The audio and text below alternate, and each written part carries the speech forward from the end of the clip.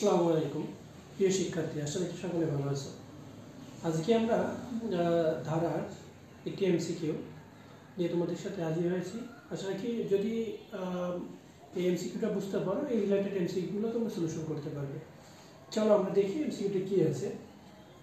3 + 6 + 9 একটা ধারাটির কততম পদ 99, অর্থাৎ ধারাটির কততম পদ 99।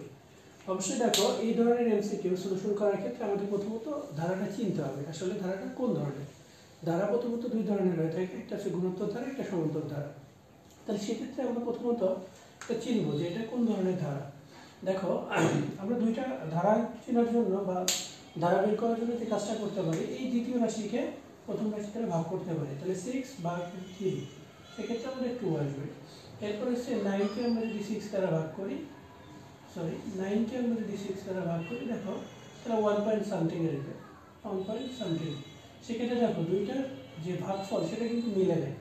যেহেতু দুইটার ভাগফল মিলে নেয়, তাহলে অবশ্যই এটা গুণোত্তর দ্বারা হতে পারে না। তাহলে অবশ্যই এটা কি? এটা অবশ্যই সমান্তর দ্বারা হবে। সেক্ষেত্রে দেখি সমান্তর ধারা কি না।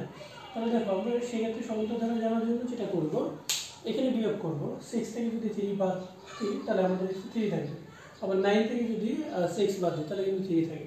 তাহলে দেখো আমাদের কিন্তু বিয়োগফলটা মিলে যায়। তাহলে আমরা বুঝলাম যে এটা আছে কোন ধরনের ধারা, এটা আছে সমান্তর ধারা। এখন দেখো, সমান্তর ধারায় পদ নির্ণয়ের সূত্র কি সেটা আমরা জানবো। সেটা আমাদের সূত্রটা কি আছে, যে সমান্তর ধারা n তম পদ সমান আছে a + n-1 × d। তাহলে এই যে ব্যাপারটা, এইটাই। আর যেহেতু আমরা এমসিকিউ সলিউশন করবো, আমরা যত দ্রুত পারি সেটা দ্রুতই সলিউশন করার চেষ্টা করব।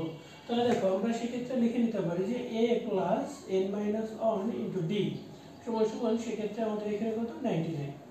কারণ এখানে বলছে ধারাটির কততম পদ 99, অর্থাৎ n-তম পদের মানে আমরা 99 ধরে নিচ্ছি। যদি এটা আমাদের কোনো ক নম্বরে অঙ্কে আসে সৃজনশীলে, সেক্ষেত্রে আমরা করে দেখাবো। কিন্তু এমসিকিউর ক্ষেত্রে আমরা যত দ্রুত করে সলিউশন করবো। এখন আসো, আমরা এর মানটা বসিয়ে দিব। এর মান কত আছে? এখানে 3 আছে, প্লাস n-1, আর d এর মান দেখো এটা থেকে এটা বিয়োগ করলে 3 আসবে। তাহলে সেক্ষেত্রে 99। এখন আসো, এই জায়গার সলিউশনটা আমরা চাইলে 2-3 ভাবে করতে পারি। তাহলে আমরা যে কাজটা করব, প্রথমত এইটা প্লাস এপাশ থেকে বেশি নিয়ে যাবো। তাহলে n-1 × 3, এটা বেশি নিয়ে গেলে 99 - 3, তাহলে এখানে 96। এখন আসো, n-1 এই এর সাথে এটার সাথে এই 3টা কিসে আছে? গুণে আছে। তাহলে ওইটা বেশি নিয়ে গেলে ভাগে চলে আসবে। তাহলে দেখো, n-1 আমরা এটাকে ভাগ করতে পারি 3 × 9, আর 3 × 2 = 6।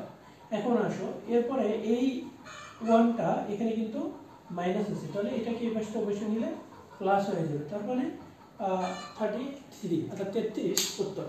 তাহলে দেখো, আমরা কিন্তু যখন এমসিকিউ সলিউশন করব, এই সলিউশনটা আমরা কিন্তু আরও দ্রুত, আরও সহজে কীভাবে করা যায় সেটা ট্রাই করব। এই ক্যালকুলেশনটা এইভাবে না করে অন্যভাবে করা যেত।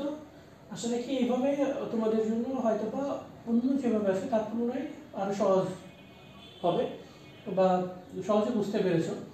দেখো, তাহলে আমরা কিন্তু খুব ইজিলি এটা সলিউশন পেয়ে গেলাম কত? 33। আশা রাখি এই ধরনের এমসিকিউগুলো তোমরা খুব দ্রুতই সমাধান করে অ্যান্সার করতে পারবে।